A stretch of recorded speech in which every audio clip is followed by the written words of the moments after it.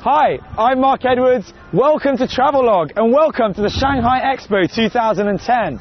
It's our second day here, and yesterday we took on zones A and B, where we managed to look at Asia, Australasia and the Middle East.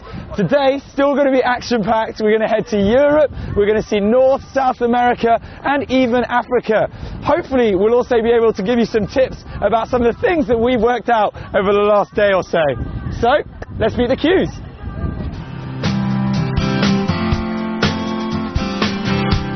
So, good news at the Expo. If you're over 70, disabled or pregnant, you're able to have free use of the wheelchairs, and you can come and rent them at any of the information halls within the Expo area, apart from the Watergate. And if you come with me, we've got more things for the children.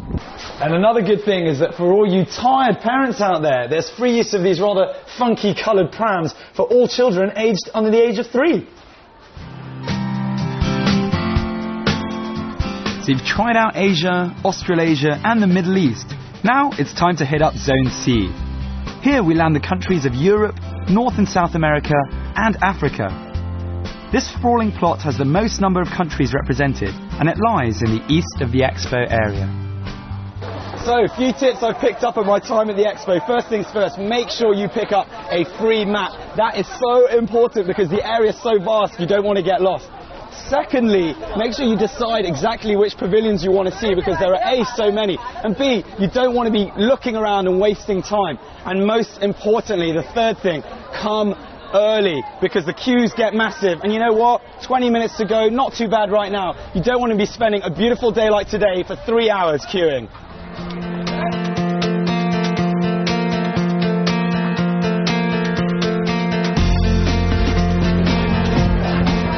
Well, no wonder. I mean, look at that. No wonder it's one of the most popular pavilions in the whole of the Expo. And I'm not just being biased because it is Britain. But this really is all about nature. It's not really technology, it's nature. And that reflects what the Shanghai Expo is all about. Low carbon emission and a green Expo as a whole. Let's go inside and have a look.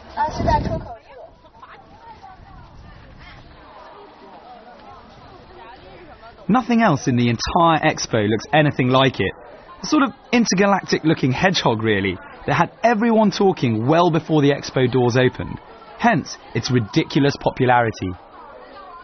So it might have looked impressive on the outside, and it doesn't disappoint when you come inside. There are 60,000 of these acrylic rods, which I'm told light up in the evening. And inside, here, you can find little seeds, of which there are 6,000 different seeds. Come and have a look yourself. More than 60,000 seeds are embedded here in the UK's Pavilion of Ideas. It's a little metaphor for how ideas, like seeds, take root and grow. Interestingly, the seeds at the tip of each rod come from the Yunnan branch of Kew Gardens Millennium Seed Bank, an international conservation project based in England. Tens of thousands of these 7.5 metre long rods quiver in the wind to create an organic effect. And that's not it. During the day, they act like fibre optic filaments, drawing on daylight to illuminate the interior.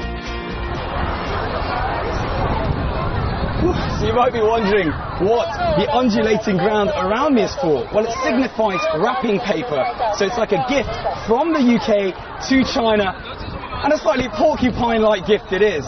Now, in 1851, the very first Expo took place in London. I might be a little biased, but I think they're still doing a pretty good job. Word on the street is, this is one of the must-see pavilions, one of the most popular ones, so get down here and have a look for yourself. Where are you guys from? Chile. From Chile? Yeah. All the way from Chile. And how long are you planning to spend here in Shanghai? A week. 1 week. Okay, what's been your favourite part of the Expo so far? This one? The UK pavilion. Why? Because the seats are very amazing.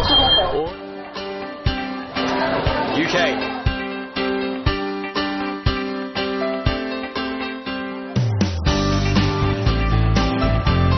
At the Expo, you'll find the France Pavilion to the east of the UK.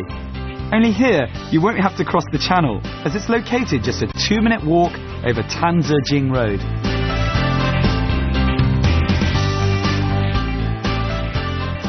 Well, absolutely rotten today. Home number 2. We've made our way to the French Pavilion, and what they've gone for is an attack of the senses. So as you can see, beautiful around me. There's music as well for the ears. Hopefully when we go inside, a bit of something to smell, maybe even something to eat, and hopefully a couple of things to touch. But on top of that, they are trying to highlight that they are still one of the most romantic countries in the world, but plenty more as well. Nicknamed the sensual city, the French Pavilion is laced with some of the most alluring sights, smells, tastes and sounds. Come here for a bit of joie de vivre. Admire French gardens, smell French perfume, taste that French cuisine, and watch clips from classic French films to soak up the glamour of this impossibly romantic country. The French Pavilion doesn't fail to surprise. It's a visual treat where we've got the Musée d'Orsay, the famous Musée d'Orsay in Paris, has handed over the sculpture that you can see behind, sort of, and 6 paintings all down here. An absolute feast for the eyes. With the City of Love as its capital, France is explored here in all its beauty and romantic languor. A special fragrance has been concocted specifically for the expo, and couples are allowed to get married for free here. On top of that, beauty giant L'Oréal are even giving away free cosmetics to every couple that decides to tie the knot here.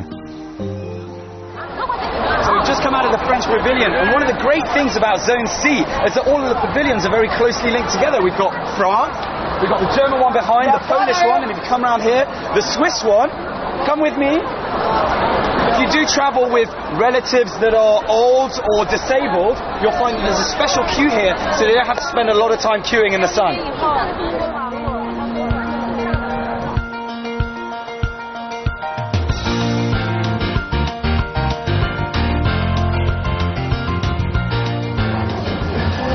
So for many people, coming to the Swiss Pavilion might be about taking their cable car, but on the way in you get to learn a bit about their culture. In this particular room we've got 6 languages spoken here, which in a way reflects the languages that are spoken in Switzerland.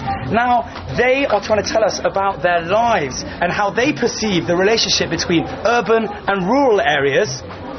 Let's hear what this lady's got to say. Sono ticinese, in Svizzera parliamo 4 lingue. I come from Ticino, the part of Switzerland where Italian is spoken. Known for its sweeping Swiss Alps, it's home to over 7 million people living in a multicultural land of German, French, Italian and other tongues. This juxtaposition of languages is one of the main themes in the Swiss Pavilion, as well as the pristine landscapes which can purify you head to toe. However, the magnet is this cable car which takes you up to the roof and opens up a panorama of classic scenery as well as the zone as a whole. So finally the bit we've all been waiting for, the highlight of the Swiss Pavilion. It's their cable car. We've queued for a long time. Takes 4 minutes to go round, but I'm sure it's going to be worth it. Urban on the outside, rural on the inside. Very exciting.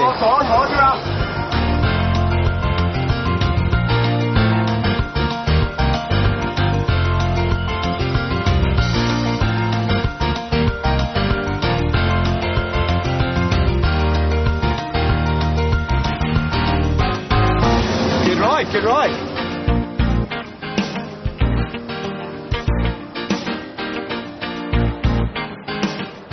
All that fresh air will probably make you hungry, so head over to the Belgium and European Union Pavilion. So when I say Belgium, you'll probably think Tintin, the home of the European Union, the Smurfs, fantastic beer, and of course, chocolate.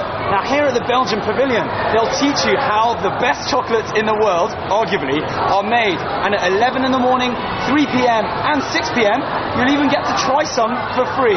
How awesome is that? Eddie, why do you think Belgium has the best chocolates in the world?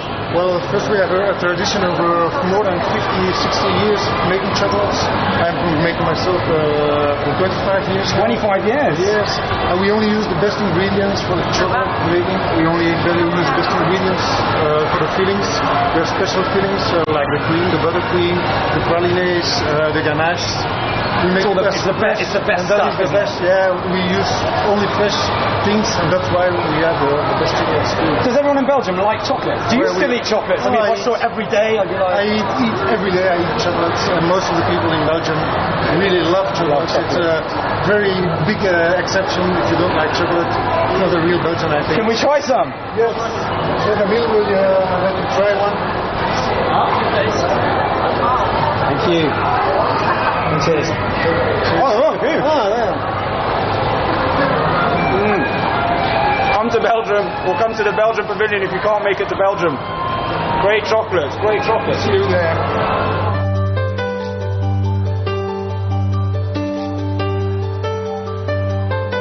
Now be very careful here. It's a woman's dream, and often that means her man's nightmare. Come for the chocolates and stay to learn how to make them. Arguably the best chocolatier in the world, Belgium also shows its prowess in the glittering world of diamonds. The scary bit for us is that you can actually purchase diamonds in this pavilion. You've been warned.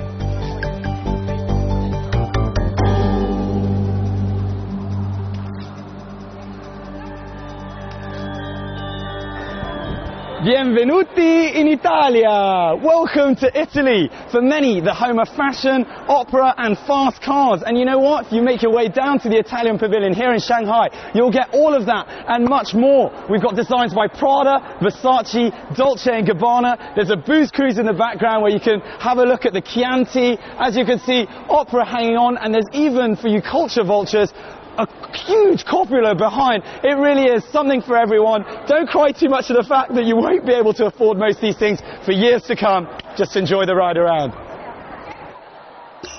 It's all about luxury goods in the Italy Pavilion. So it's out of the frying pan and into the fire of luxury cars, high fashion and culture here, which represents the life of an Italian city. They say the way to a man's heart is via his stomach, and in my case that's certainly true. Now at the Expo, each of the pavilions, or certainly the majority of the pavilions, all have their own restaurants or kiosks, and you can try out some of the local specialties, all using homegrown products. There's even time to take in Italy's most famous export, pasta. And a smidgen of booze as well. Bit of everything for everyone. Staying in Europe, make your way over to Spain. Shaped like a basket, the pavilion is dressed in more than 8,000 wicker panels as a tribute to the wicker weaving tradition in Spain and China.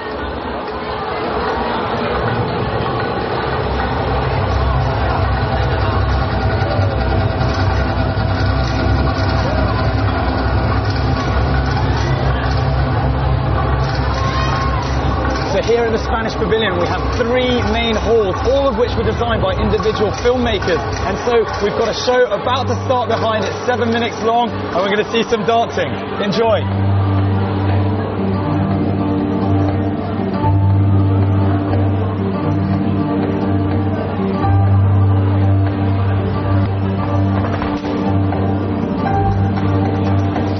Spanish filmmakers, each representing a different decade, have created the displays here based on the theme from the city of our parents to the city of our children. And you can turn up the heat with some authentic Spanish flamenco dancing here. Well worth the wait. Vibrant, colourful and sexy, who wouldn't mind a taste of Spanish life?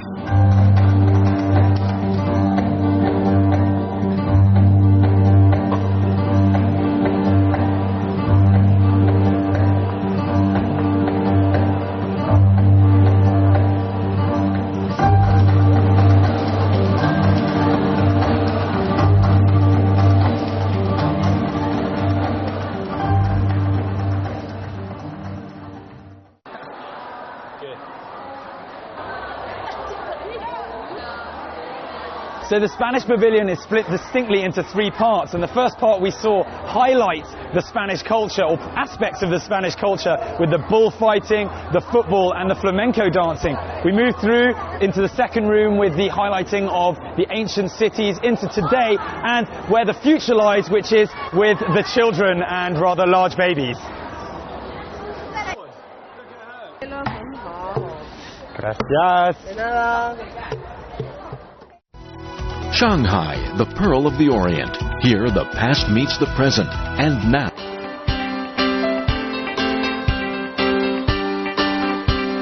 On the most southwestern tip of the Expo area, you'll find North and South America.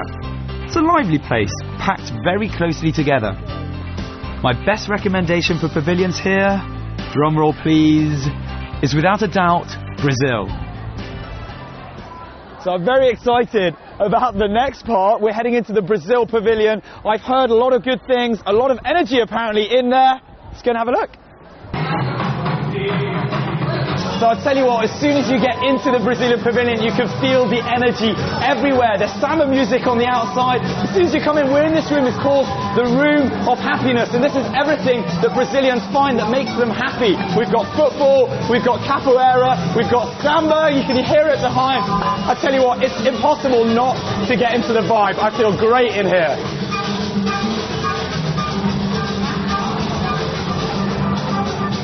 I'm here with the man at the Brazilian pavilion. It's Pedro, who is head of the pavilion, and on top of that, he was part of the Ministry of Tourism.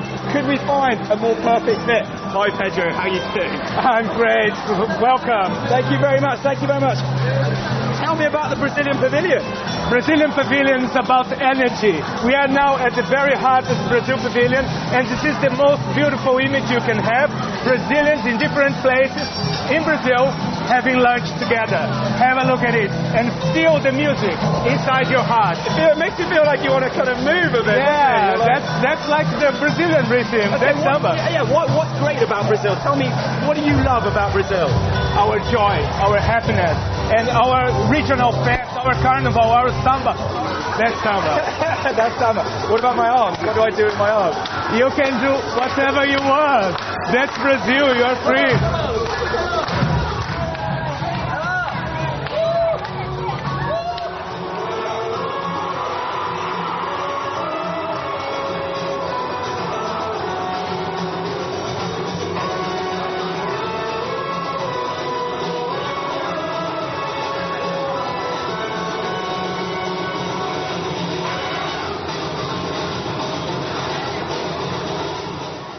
瞧一瞧，看一看，走过路过不要错过，我们哥比尔馆排队只要5分钟。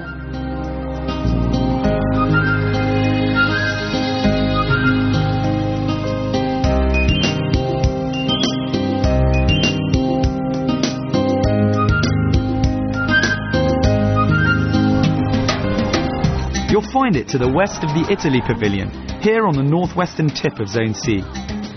Open your eyes to the cultures you may have never come across. Lots to learn, short queues, definitely worth it. So if you're a little bit tired of having walked around all day just trying to check out one country, you can come to the African Pavilion, where they really have almost all of the African countries are united here. And the great thing is you find out a bit about their history, a bit about their culture, and probably more importantly, you can pick up a lot of their goods and buy them originally from. So come and get some maracas, say it at the Kenya stand. All of this, everything here is all made in Kenya. Absolutely everything. If anything, it's a chance to buy some authentic souvenirs from all these different African countries, or try out some of their food and drink. If you're lucky enough, you can even have a bongo class.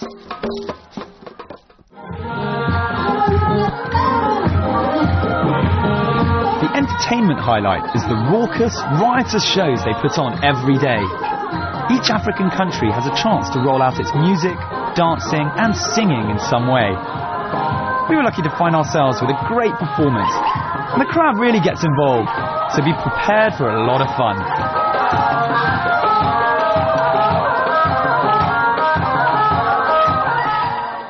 day 3 of our time here at the Expo, and we've come over to Puxi, where we find zones D and E. Now, a bit of information for you. There are 13 gates, or 13 entrances at the Expo, 5 of which you'll find in Pudong, 3 of which you'll find here in Puxi, 4 down by the water, so they're water entrances, and 1 by the subway, which I think makes 13 overall. Now, the most important thing is planning. If you plan well, you'll lose time in the queue, and that's what you want. So whichever pavilion you want to go to, choose the right entrance. So for many, Pudong is the central area in the Expo, but there's still plenty to see here in Puxi. And one of the main attractions in Zone E is a showcase by cities from all over China and all over the world, where they highlight their innovations to do with urban living, and also get a chance to share their ideas on how to tackle the difficulties of urban life.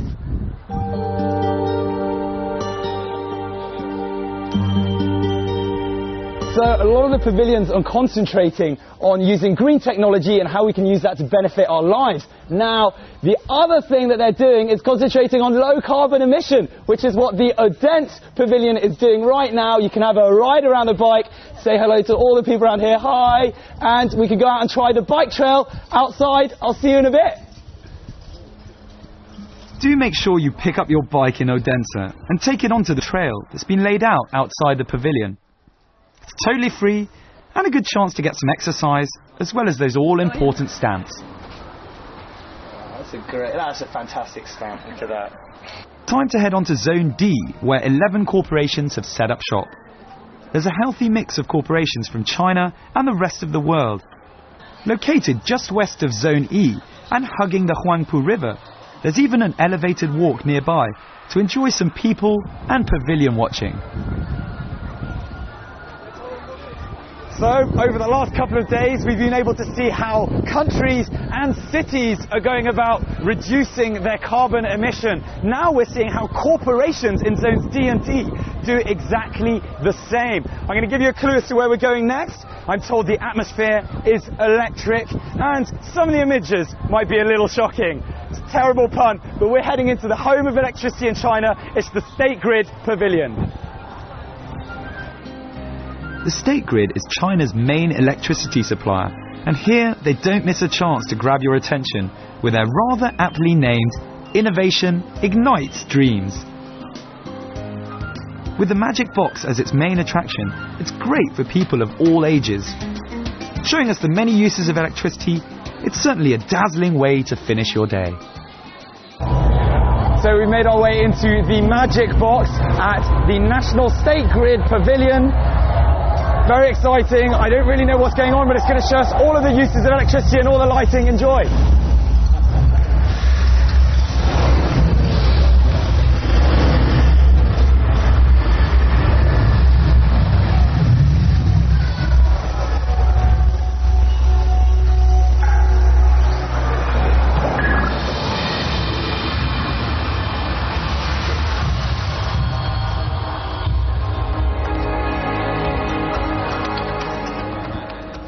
So important whilst you come to the Expo to keep your eyes and your ears peeled in terms of looking for these information points. They can tell you when the shows that you want to see are on, as well as what pavilions you ought to avoid in terms of very long queuing time. So keep your eyes peeled for some of these things. Okay, so it's a long wait for some of the most popular pavilions. But where else would you get a myriad different cultures right next door to each other? Whether you go for a taste of a new culture, prove your talent with an ethnic dance, or to gawk at the technology of the future, you must come to the Expo. It runs for 6 months until October, and it's much cheaper than a round-the-world plane ticket. So, that's it. That's the end of our 3-day adventure here at the Shanghai World Expo 2010. I hope you managed to give you a good insight into everything that goes on here. It's a fantastic event.